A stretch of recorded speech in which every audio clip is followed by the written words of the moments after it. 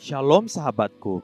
Sebelum kita merenungkan kebenaran firman Tuhan di pagi hari ini, mari kita sama-sama berdoa. Bapa Surgawi, terima kasih buat pagi hari ini. Kami mengucap syukur buat kebaikan Tuhan di dalam kehidupan setiap kami. Pagi hari ini, kami bangun dengan keadaan yang sehat, tubuh yang kuat, itu semua karena kebaikan Tuhan. Dan sekarang kami ingin mendengar tentang kebenaran firman-Mu, biar kebenaran firman-Mu yang terus menuntun langkah kami sepanjang hari ini. Amin. Pagi hari ini kita akan merenungkan kebenaran firman-Nya dengan tema berjalan dengan tangan yang dinaikkan. Mari kita buka Alkitab di dalam kitab Bilangan pasal 33 ayat yang pertama sampai ayat yang keempat. Demikian firman Tuhan. Inilah tempat-tempat persinggahan orang Israel setelah mereka keluar dari tanah Mesir. Pasukan demi pasukan di bawah pimpinan Musa dan Harun. Musa menuliskan perjalanan mereka dari tempat persinggahan ke tempat persinggahan sesuai dengan titah Tuhan. Dan inilah tempat-tempat persinggahan mereka dalam perjalanan mereka. Mereka berangkat dari Rameses pada bulan yang pertama. Pada hari yang ke-15 bulan yang pertama itu, pada hari sesudah Paskah berjalanlah orang Israel keluar oleh tangan yang dinaikkan di depan mata semua orang Mesir. Sementara orang Mesir sedang menguburkan orang-orang yang telah dibunuh Tuhan di antara mereka, yakni semua anak sulung, sebab Tuhan telah menjatuhkan hukuman-hukuman kepada para allah mereka. Bukan salah menyebut atau salah menerjemahkan, namun memang demikianlah sebenarnya.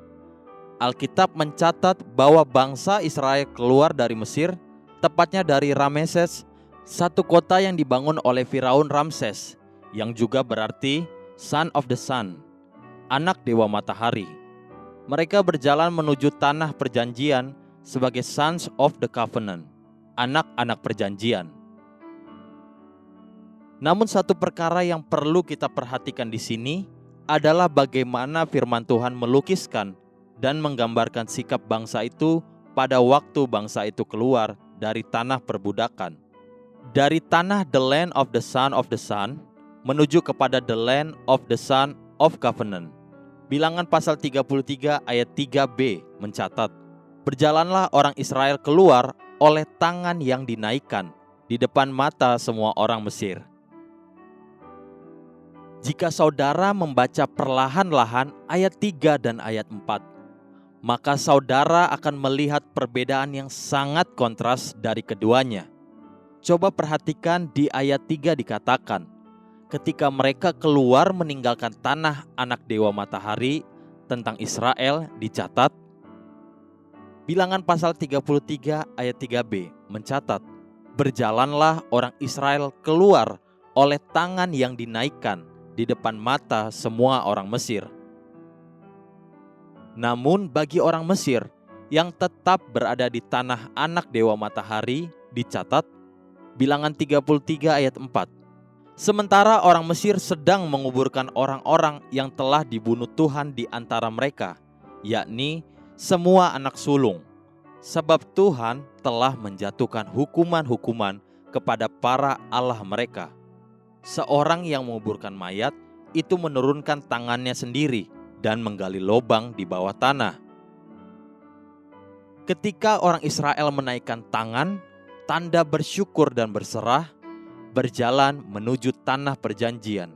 Orang Mesir sedang menurunkan tangan, menggali lubang kubur bagi anak sulung mereka, menguburkan harapan dan masa depan. Dengan tangan yang diturunkan, tanda mengandalkan kekuatan dan perbuatannya sendiri. Pagi ini, apapun keadaan dan persoalan yang sedang engkau hadapi, berjalanlah dengan bersyukur dan berserah kepada Tuhan.